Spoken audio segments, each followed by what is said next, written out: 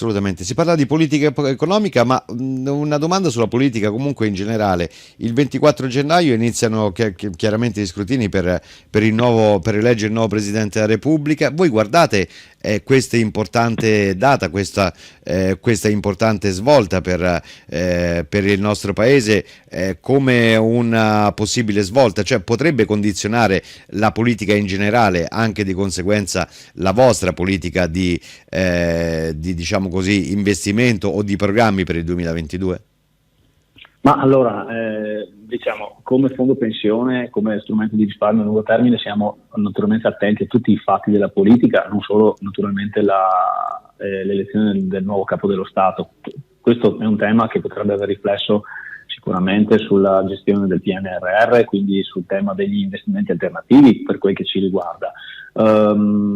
E da questo punto di vista certamente si guarda con attenzione. Mi fa venire in mente peraltro che noi abbiamo, che se vuoi, quando hai accennato al tema delle elezioni, le prime elezioni che mi vengono in mente come fondo pensione sono quelle che avverranno ad aprile di quest'anno, perché gli iscritti andranno ad eleggere i loro rappresentanti nell'assemblea del fondo pensione, quindi è un altro tipo di elezione, ma molto più vicina nel concreto, perché 120.000 lavoratori veneti nomineranno, eleggeranno i loro rappresentanti nell'assemblea, i loro 100 rappresentanti in assemblea, e le altre 17.000 aziende eleggeranno a loro volta i loro 100 rappresentanti nell'assemblea del fondo, che poi fra qualche anno eleggerà il nuovo consiglio di amministrazione. Quindi ecco, il primo tema sulle elezioni che mi viene in come mente. potranno votare, scusi, adesso la curiosità, so che magari poi ne parleremo nei prossimi mesi.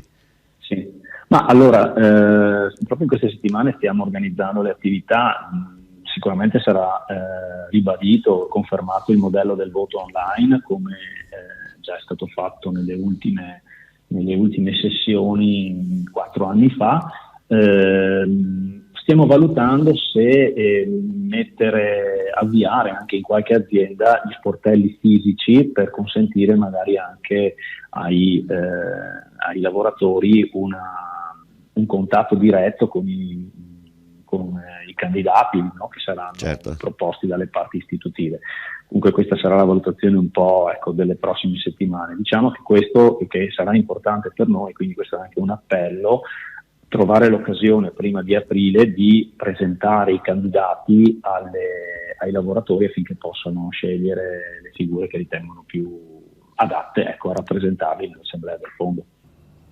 Avvertenza: messaggio promozionale riguardante forme pensionistiche complementari.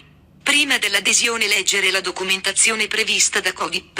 I rendimenti passati non sono necessariamente indicativi di quelli futuri.